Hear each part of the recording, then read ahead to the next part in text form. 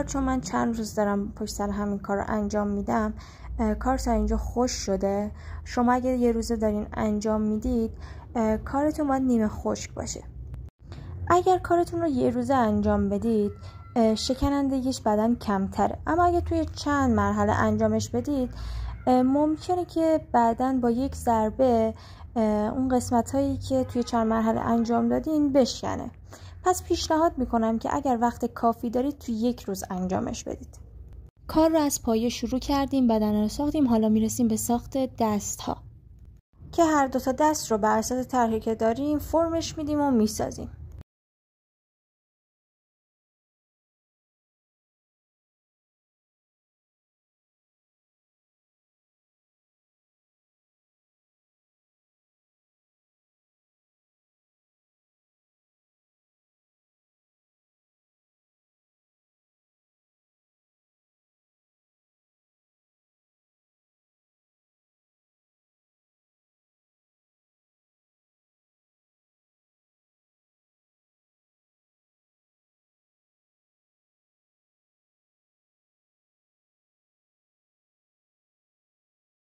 دست دوم رو من کامل اسکلتش رو نساختم و بدون اسکلت دستش رو روی بدن قرار میدم.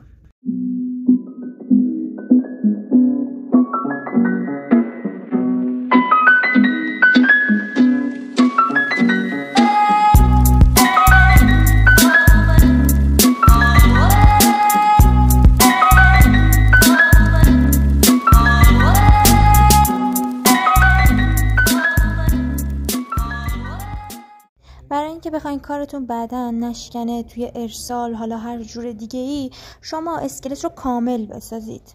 یعنی میتونید اسکلت دستش رو بسازید و تفنگی که توی دستش هست رو هم با فویل درست کنید کاملا و بعد خمیر رو روش بذارید که من اینجا جدا جدا درست کردم. شما میتونید فرم کلی دست رو با فویل روی اسکلت درست کنید و تفنگ رو هم اسکلتش رو درست کنید و فقط روش خمیر گذاری رو انجام بدید.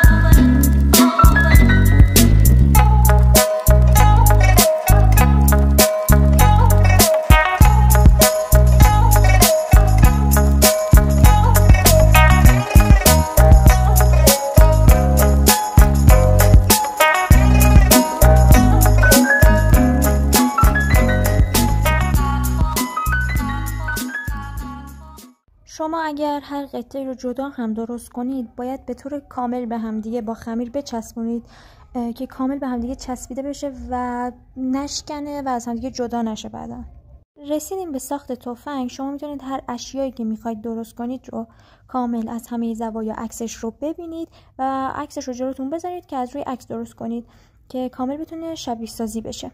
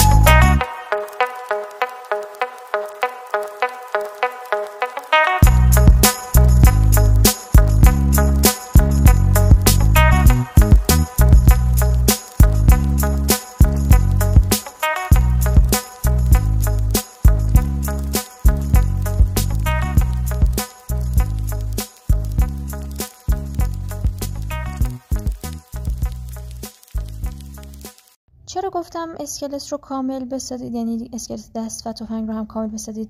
چون وقتی که خمیر رو بذارید دیگه مشکل این که چجوری بذارید خشک بشه رو ندارید و خم نمیشه.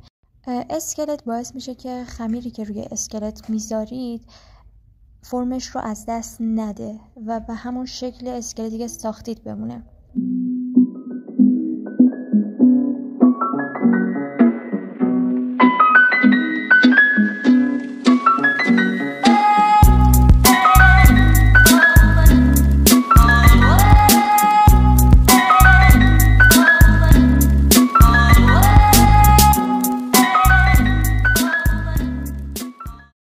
تا اینجا که میبینید کار من خشک شده و شما اگر دارین کار رو یک روز انجام میدید کارتون باید نیمه خشک باشه. حالا میخوایم سر مجسمه رو بسازیم که باید فرم کلی رو ما در آورده باشیم، اسکلتش رو ساخته باشیم و روش خمیرگذاری رو انجام میدیم. شما برای اینکه خمیرگذاریتون دقیق باشه باید عکستون جلوی چشتون باشه یا طرح کشیده باشید. روی این موضوع خیلی تاکید میکنم، میدونم چند دفعه هم گفتم که باید ما حتما وقتی کارمون رو توی چند روز میسازیم حتما باید خمیر رو با خمیر قبلی محو کنیم و یه جوری با همدیگه آمیخته بشن که به راحتی ترک نخورن، که این کار رو با ابزار و قلموی آب به راحتی میتونید انجام بدید. وقتی میخواین دوتا قطعه رو به همدیگه وصل کنید نباید لب به لب به همدیگه وصلش کنید، باید عمق یکی از اون قطعه ها بزرگتر باشه که بتونید خمیر رو کامل پوشش بدین روی دومین قطعه. امیدوارم فهمیده باشین چی دارم میگم. الان وقتی من سر رو به گردن وصل کنم متوجه میشید که منظورم چیه. حالا میرسیم به سر. من اسکلت سر رو کامل فرم کلیش رو درست کردم و میخوام خمیرگذاری رو انجام بدم. اسکلت سر رو کامل با خمیر پوشش میدید، بعد جای چشم ها رو مشخص میکنید و بینی و دهان رو بهش اضافه میکنید، همینجور که توی تصویر بهتون نشون میدم.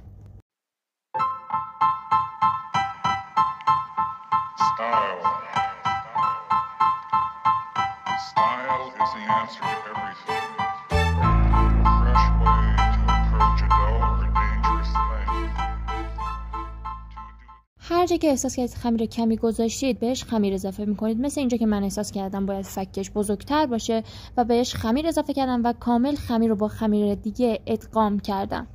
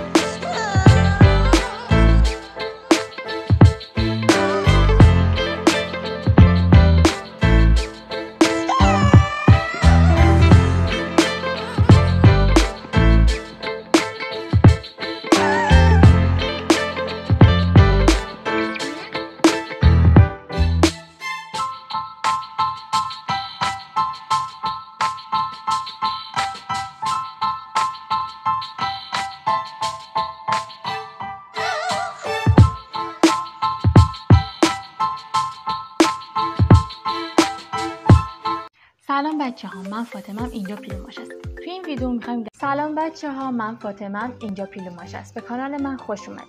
امروز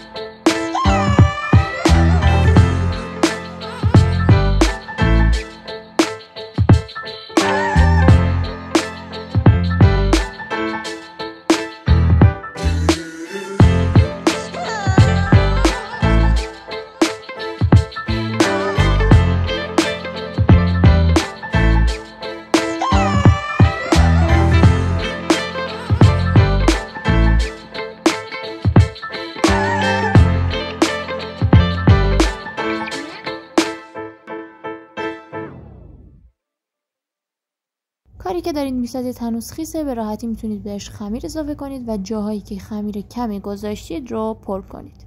چشم ها رو ساختیم، بینی رو ساختیم، دهان رو هم داریم میسازیم، بعد نوبت موهاست و بعد قرارگیری روی بدن.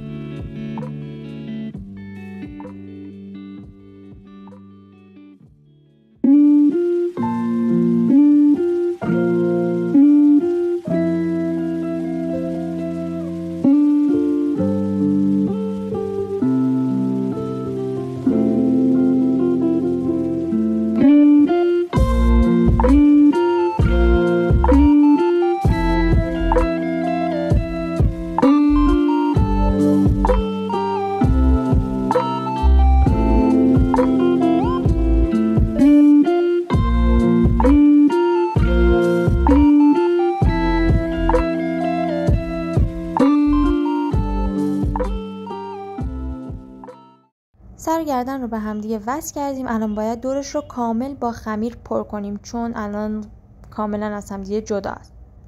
سر و گردن لب و لب همدیگه قرار نگرفتن. سر وارد گردن شده و این باعث میشه که وقتی خمیر رو دورش میذارید زود نشکنه و ترک نخوره.